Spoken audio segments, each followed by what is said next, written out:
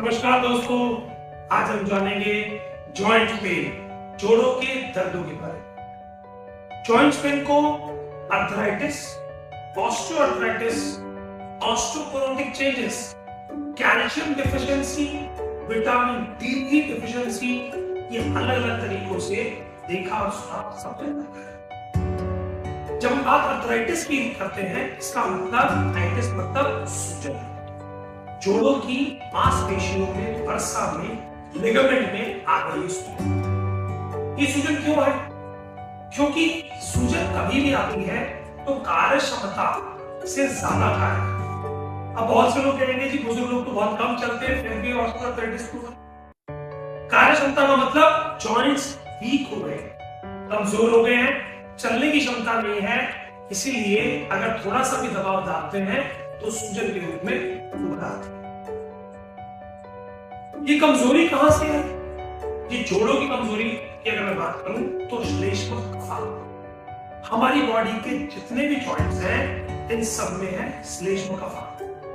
इसका काम है ग्रीस मोबिलाइज करना, मोबिल ऑयल की तरह काम करना, मूवमेंट्स को इजी करना।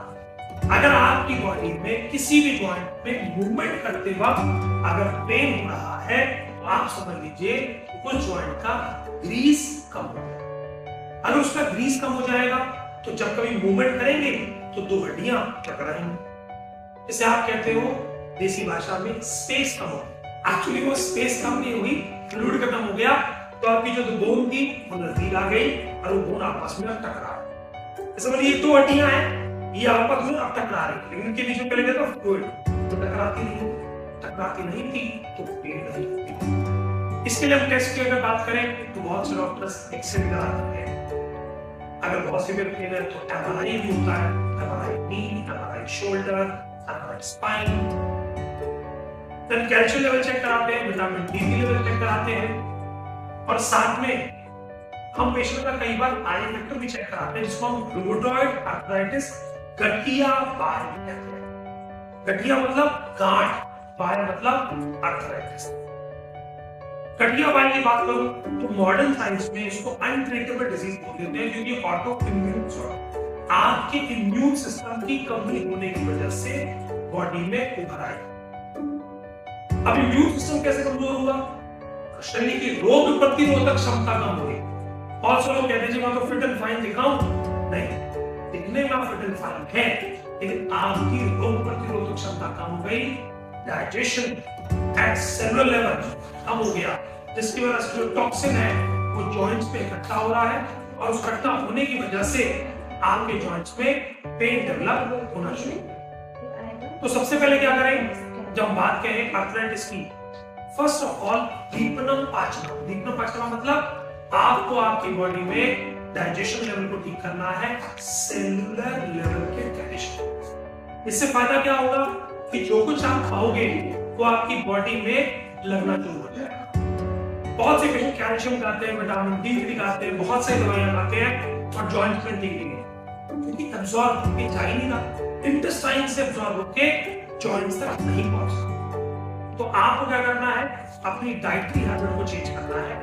हमें सबसे पहले oily, spicy and heavy to digest particles को छोड़ देना है। अगर मैं heavy to digest food particle की बात करूं तो इसके अंदर आते हैं जैसे कि गेहूं, यस, जितनी जिसमें ताकत है उतना इस समय डाइजेशन में लेता है। चावल, दूध से बनी चीजें। अब बहुत से लोग कहेंगे साहब यही खाएंगे तो फिर क्या खाएंगे?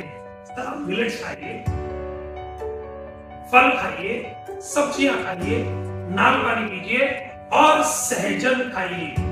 सहजन क्या होती है? मैंने ऐसे इशारा इसने किया, ड्रमस्टिक। ड्रमस्टिक जो सांभर में हम लोग डालते हैं, इसको हम चूसते हैं, उसका क्या प्रयोजन है? उसके अंदर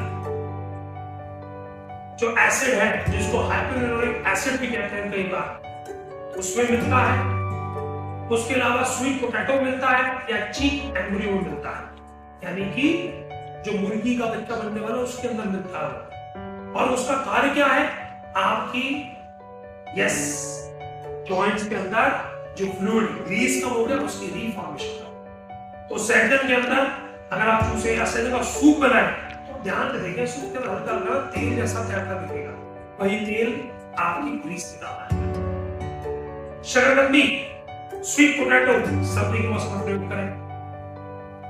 रेगुलर एक्सरसाइज करें, कैसी? विगरस नहीं, जेंटल एक्सरसाइज।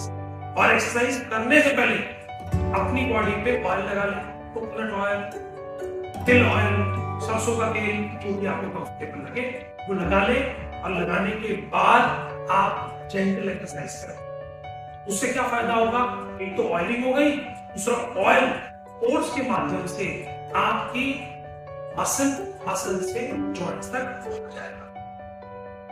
इसके साथ में बहुत से लोग कहते हैं कि सर और क्या द्रव्य लें? देखिए, महायोगराज गूगल, शूलवर्ती बटी, दशमूल आर्य, दशमूल का काढ़ा, दशमूल की चाय, ये सब वही काम करते हैं।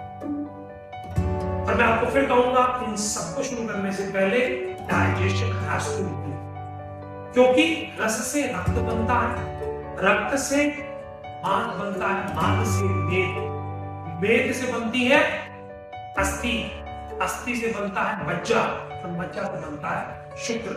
यानी बोन्स को स्ट्रेंथ देने के लिए ये सारी स्टेज क्रॉस करनी पड़ेगी। उसके लिए आपका सेलुलर लेवल का digestion level system along with धात्वा अग्नि अच्छे से काम करनी चाहिए। और आप सब लोग जॉइंट्स पेन के बारे में और जानना चाहते हैं तो अब देखो, दैलवस्ती, खाना, सर्वांगधारा, इनके बारे में वीडियो देखें, समझें और इनकी चिकित्सा। और आप चाहते हैं कि इसकी डिटेल कोई और जानकारी मैं आपको दूं तो नीचे कमेंट में लिख के कमेंट बॉक्स में कमेंट करें, उस पर वीडियो। धन्यवाद।